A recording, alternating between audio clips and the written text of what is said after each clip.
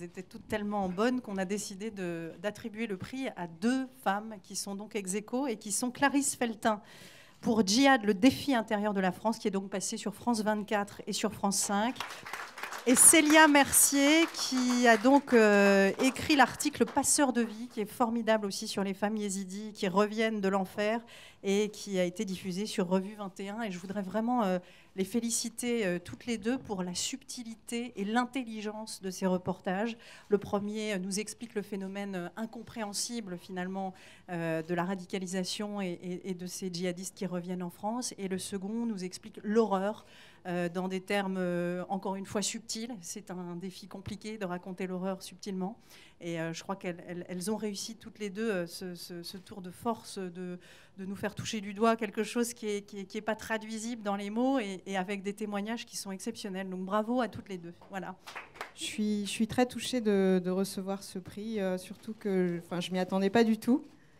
Et voilà, je fais mon travail. Je pense que je fais mon travail comme un homme. Et bien sûr, avec ma sensibilité féminine, et sur ce domaine-là, je pense que j'ai certains atouts que, justement, peut-être que la jante masculine ne peut pas avoir.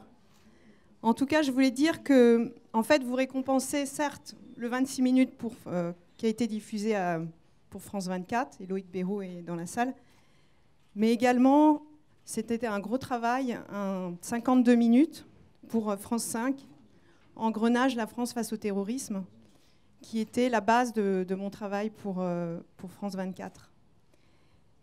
Et donc, en fait, ces 2 œuvres sont le fruit d'une longue exploration. Ça prend 1 an pour faire des films comme ça. Et en fait, j'ai cherché à construire sur les ruines des attaques terroristes pour essayer de donner à la société une compréhension du phénomène, pour qu'on puisse y remédier, puisqu'on est touché impacté fortement par le terrorisme. Je reste persuadée, c'est ce qui me motive pour faire des films qui sont très compliqués, c'est que le terrorisme se nourrit des problèmes structurels de notre société française, qui fabrique de la misère, de l'exclusion, de l'humiliation, du racisme depuis plusieurs générations.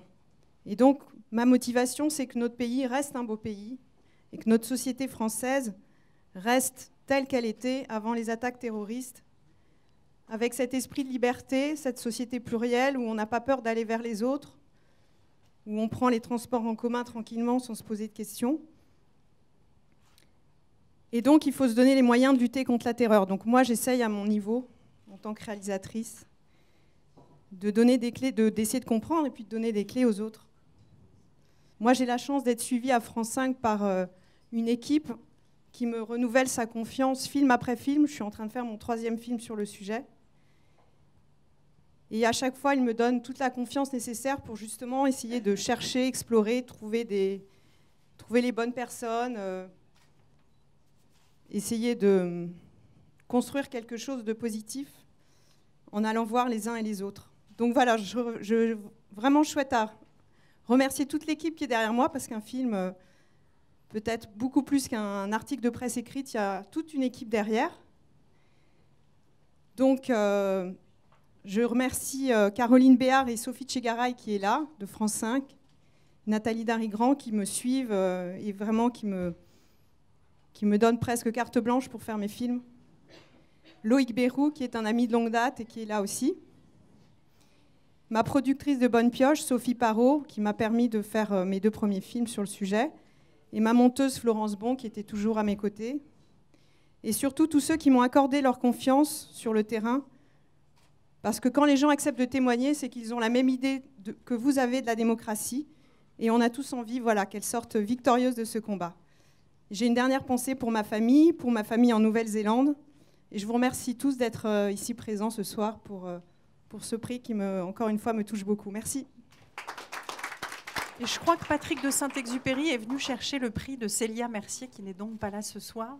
Que Célia Mercier est une excellente journaliste. Son travail est absolument formidable. Lorsqu'on l'a lu, il était formidable. Il n'y avait rien à redire.